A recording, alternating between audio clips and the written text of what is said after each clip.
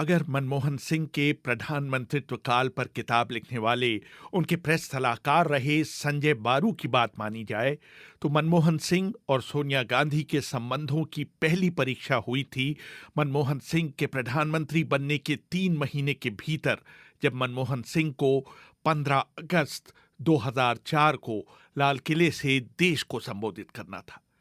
बारू से कहा गया कि वो भाषण से एक दिन पहले उसके ड्रेस रिहर्सल में हिस्सा लें। जब वो लाल किले पर पहुंचे तो उन्होंने जिज्ञासावश मनमोहन सिंह के भाषण के दौरान होने वाले सिटिंग अरेंजमेंट पर नजर दौड़ाई। भाषण मंच से थोड़ा पीछे उनकी पत्नी गुरशरण कौर की कुर्सी थी। उसके बाद वरिष्ठ कैबिनेट मंत्रियों, विपक्ष के नेता, सुप्रीम कोर्ट के मुख्य न्यायाधीश और वरिष्ठ सरकारी अधिकारियों की कुर्सियां थी। पहली पंक्ति में सोनिया गांधी की कुर्सी नदारद थी। जब बारू ने रक्षा मंत्रालय के अधिकारी से पूछा कि सोनिया गांधी को कहां बैठाया जाएगा, तो उसने चौथी या पांचवी पंक्ति की तरफ इशारा किया, जहां उनके बगल में नजमा हिप्तुल्ला बैठने वाली थी। बारू ये सुनकर अवाक रह गए। उन्होंने मन में सोचा कि इससे मनमोहन सिंह को व्यक्तिगत तौर पर बहुत शर्मिंदगी होगी और सोनिया भी अपमानित महसूस करेंगी। बहरहाल अंतिम समय पर सोनिया की सीट बदलकर उन्हें सबसे आगे कैबिनेट मंत्रियों के साथ बैठाया गया। संजय बारू ने मनमोहन सिंह को कहते बताया है कि उनकी नजर में पार्टी अध्यक्ष का पद प्रधानमंत्री के पद से ज्यादा महत्वपूर्ण है। मैंने संजय बारू से पूछा कि मनमोहन सिंह और सोनिया गांधी के संबंधों में सिर्फ यही एक जटिलता थी या कुछ और भी? काफी साफ साफ संबंध था। मनमोहन सिंह जी भी बहुत आदर के साथ उनसे बर्ताव करते थे और सोनिया जी भी उनको एक एल्डरली पर्सन के माध्यम से देखते थे। मेरे ख्याल में उनके बीच में कोई गड़बड़ ऐसा नहीं था। मनमोहन सिंह जी ने मान लिया था कि पार्टी के प्रेसिडेंट का पोजीशन प्रधानमंत्री से ज्यादा है।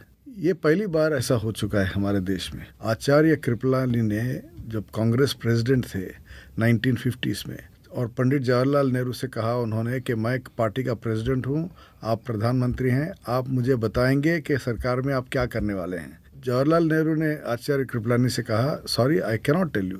प्रधानमंत्री जो सरकार में होता है वो बाहर किसी से नहीं बता सकेंगे। अगर आपको जानना है कि सरकार क्या कर रही है तो आप मंत्री बन जाइए। और नेहरू ने कृपलानी को मिनिस्टर विदाउट पोर्टफोलियो का पोजीशन भी ऑफर किया था ताकि वो कैबिनेट में बैठे और जानकारी पाएं कि सरकार में क्या हो रहा है। जब कृपलानी कांग्रेस प्रेसिडेंट के पद से इस्तीफा देके वो हट गए, जब से ये पोजीशन रहा कि देश के प्रधानमंत्री सबसे प्रमुख हैं।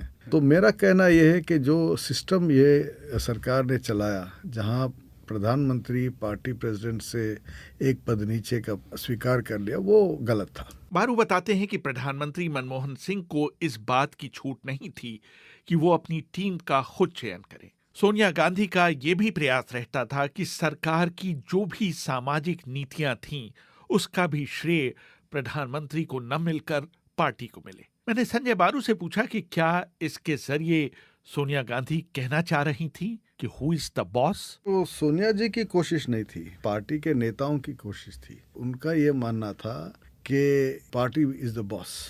ये चर्चा होता था हर वक्त, party president has to be number 1। और प्रधानमंत्री की तरफ से वो बिल्कुल पैसिव थे, उनकी तरफ से कोई इस पे ओपिनियन, स्ट्रॉन्ग ओपिनियन नहीं था कि ऐसा क्यों हो रहा है?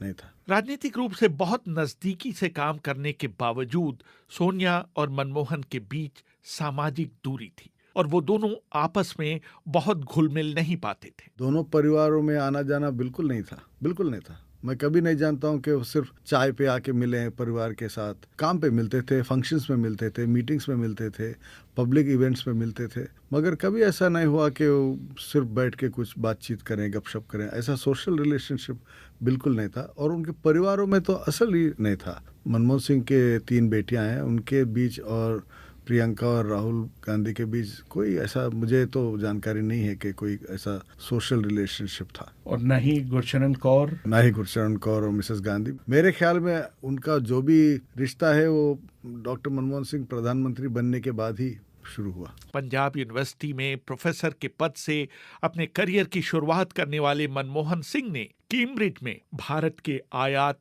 और निर्यात पर अपना शोध किया था। कैम्ब्रिज से वापस आने पर उन्हें विदेश व्यापार मंत्रालय में बतौर सलाहकार रखा गया। मनमोहन सिंह की बेटी दमन सिंह उनकी जीवनी strictly personal Manmohan and Gursharan में लिखती हैं। मेरे पिता नम्रता को ताक पर रखकर कहा करते थे कि उस समय विदेशी व्यापार के मुद्दों पर भारत में उनसे ज्यादा कोई नहीं जानता था। वो विदेश व्यापार मंत्रालय में बतौर मुख्य आर्थिक सलाहकार काम कर रहे थे। उनके मंत्री थे ललित नारायण मिश्र। एक बार वो मनमोहन से नाराज हो गए क्योंकि वो कैबिनेट को भेजे जाने वाले नोट से सहमत नहीं थे। मनमोहन सिंह ने उनसे कहा कि वो दिल्ली स्कूल ऑफ इकोनॉमिक्स में प्रोफेसर की अपनी नौकरी पर वापस चले जाएंगे।